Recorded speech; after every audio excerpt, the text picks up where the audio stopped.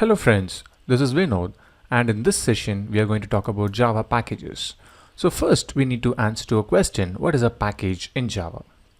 A package is a namespace that is helpful to organize a set of related classes and interfaces. What does it mean actually?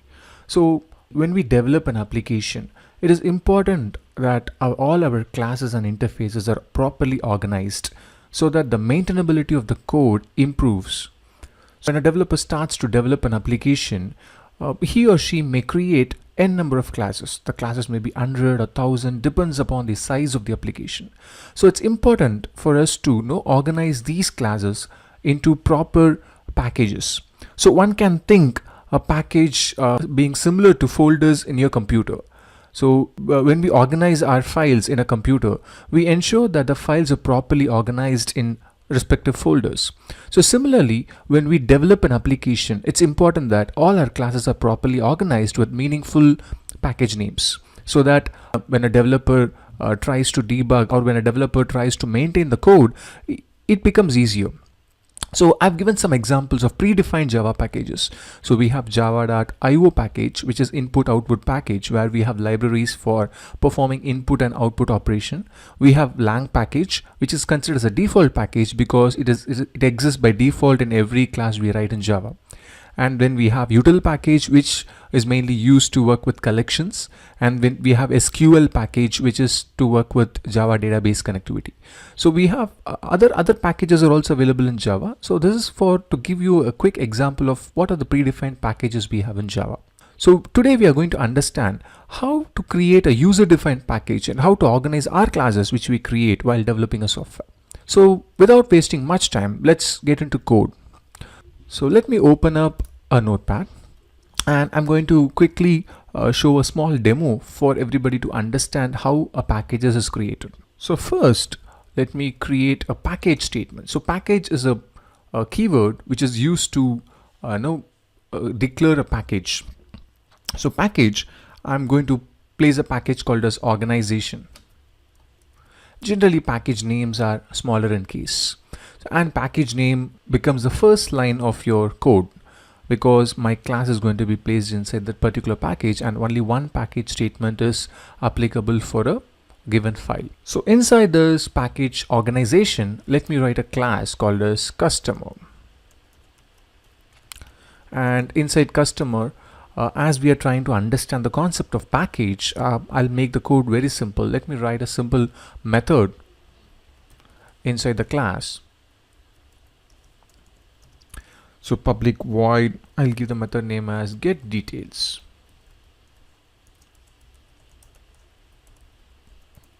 And let me give a print message.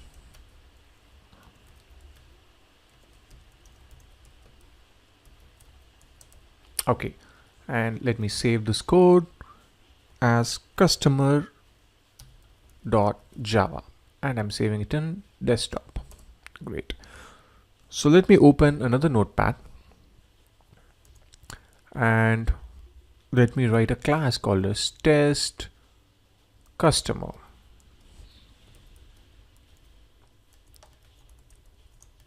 And a main function.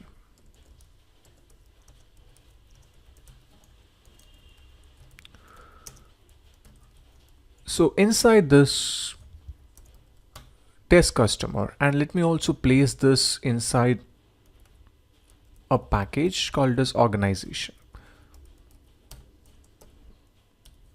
Okay, so here we are going to understand two things. One, if two classes are inside the same package, how one class can access another class. And the second thing we are going to discuss is if two classes are in different packages, how to access one in another. So first example here I'm going to talk about.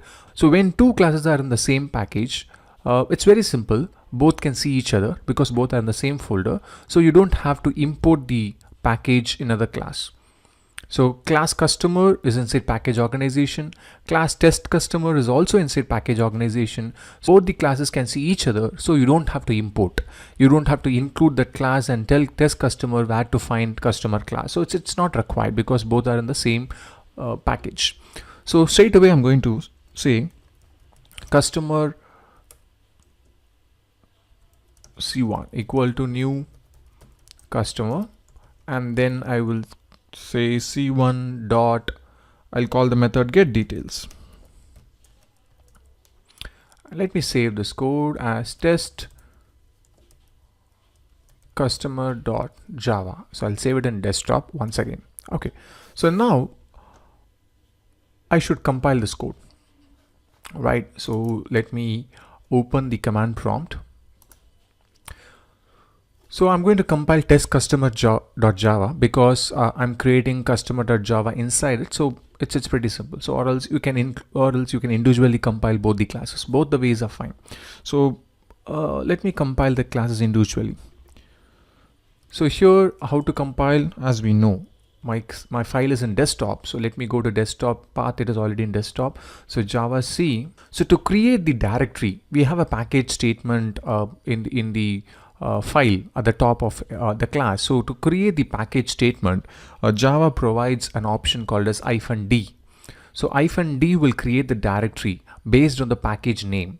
It picks the package name. So package name is organization. So it creates a folder called as organization in your desktop. The pack -d. And where should I create it? You can either give it as E drive or any drive you can give. If you want to create the package in a different directory, you can give it. But I want to create the directory in the current directory. What is the current directory? According to this command prompt, the current directory is C users vinod desktop. That is the current directory. So to indicate the current directory, we can use dot. Dot will take the current directory, which is desktop, and give the file name. File name is customer.java. So let me compile the code. Great. And let me compile the other class also. -d and put it in current directory and test customer.java. So that's great. So let me check whether the file is created in desktop or not. Let me open the file, and I'm opening the desktop folder here, and let's check. Great. You can see these two are my source files, customer.java and test customer.java, which I saved in desktop, right? And you can see a folder called as organization, which got created based on the -d, which I gave while compiling. How did this name picked up? Name is picked up from the package statement. And open this file, you can see the customer.class and test customer.class. Both the class files are organized inside the organization folder. And now let me run this code. So while running, what should I be doing is, I should give the package name because the class file is inside this package, right? So what we should do is organization.testCustomer. That's the package name. So when we run the code, the class file is inside the organization package. So I need to give the package name with the class name, enter. And here we go. You get the output as customer details. So now let me place the files, let me compile and place the files in different packages. Okay, so what I'll do is let me make some change to the code. So before I make change to the code, let me delete these two classes from the organization package, or let me delete the organization folder itself from here. Okay, I've deleted the organization folder, which came when I compiled the code. And now let me open the code of customer. Let the customer have the package called as organization, and test customer, let me place it inside another folder called as, so let me give it as test org package, right? So now I have package organization and I have test org where the test customer is placed. In this case, what we should be doing is, we should be importing the package because these two classes are in two different packages. Test customer may not know where the customer class is available, and without importing, if you try to access, it will say unable to find this class. So it's important that we use the statement import, and we import organization package, organization.customer. That's the name of the class. So I need to import this package.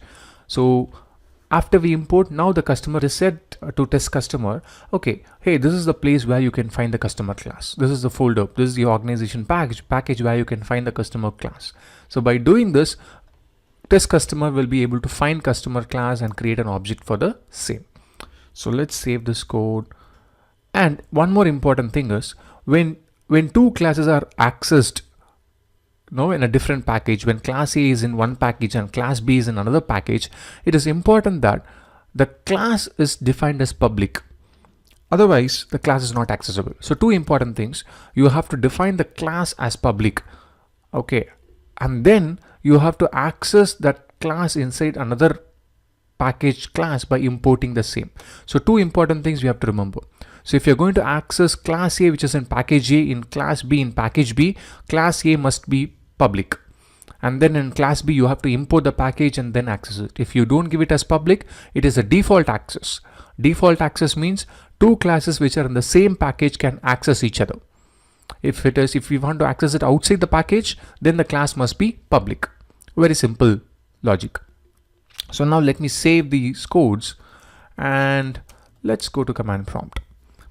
Let me clear the screen, and once again let me type java c -d current directory. The file name is customer.java. Enter. Great. Java c -d current directory test customer.java. Yes, good. So both are compiled. Let's check whether the packages are created in desktop. Here we go. So in desktop, you can see the organization package and test org package is being created. So inside organization package, you have customer.class, and inside test org package, you have test customer.class. And which class we need to run? Obviously, yes, the class which has the main method. So let's run. How to run it? Java package name. Package name is very important, guys, because the class is inside the package. Test org dot test customer. Enter. And here we go. We are able to run the code. That's great. So hope you guys understood the concept of packages and its importance. So with that note, I'm completing the session. Thanks for watching the session. Vinod here. Bye.